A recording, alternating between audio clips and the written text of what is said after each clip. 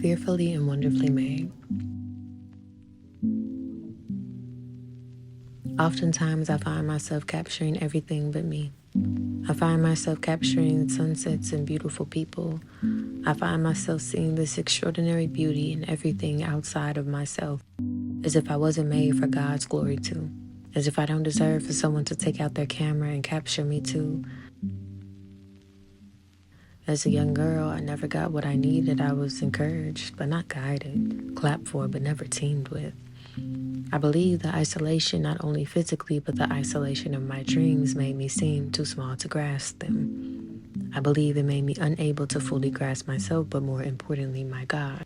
But I know God now used that for His glory too. If I depended on their validation, if my confidence was rooted in them, it would have surely failed. I know that dreams, visions, promises, and assignments require you to trust God, not only to believe that they can happen, but that you can be used for it to happen. That your life is not just you capturing the grand moments of others, but that you see that you are the center of grand moments too. It involves you trusting God. It involves you knowing that you are fearfully and wonderfully made. That you were created by the being that can only be holy. You were created intentionally with awe, with marvel, and that you were set apart.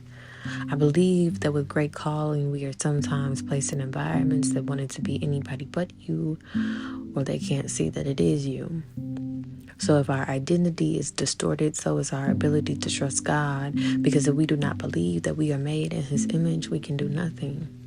But when we finally see who we are, whose we are, when we realize that we weren't getting attacked because we had nothing, but because of everything that we carried from heaven, that's when it changes. That's when we walk through the world not without fear, but with the knowledge that we are in the constant presence of the holy and living God.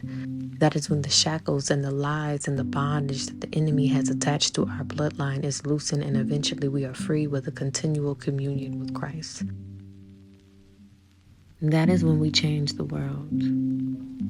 That is when you begin to bring your dreams and yourself out of isolation, and you are no longer just being encouraged and clapped for, but you become together. You begin to do life with those who are waiting for you to wake up to whose you are. And you are no longer capturing the beauty of others, but there is people who will take out their cameras and God will use them to capture yours, His glory through you too. You are fearfully and wonderfully made.